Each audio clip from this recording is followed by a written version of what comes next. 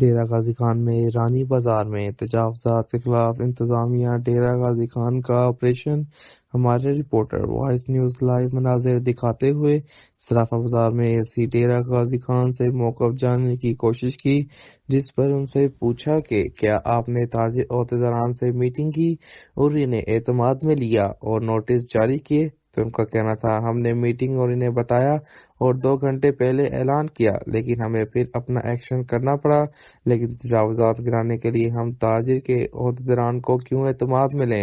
ناجائز تجاوزات گرانا انتظامیہ کی ذمہ داری ہے، لیکن جب یہی موقف تاجر حضرات سے لیا گیا تو ان کا کہنا تھا کہ نہ ہم سے میٹنگ کی گئی اور نہ ہی اعتماد میں لیا گیا۔ اچانک تجاوزات گرانا تاجروں کا نقصان ہو رہا ہے۔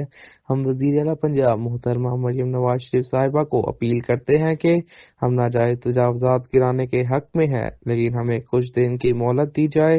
لائیو مناظر اور لائیو کوریج کر رہے ہیں وہاں پر موجود ہمارے reporter voice news Ghulam Yasin راہی۔ ان سے مزید جانتے ہیں۔ جی غلام یاسین راہی، ہمیں تفصیلات سے آگاہ کیجیے گا۔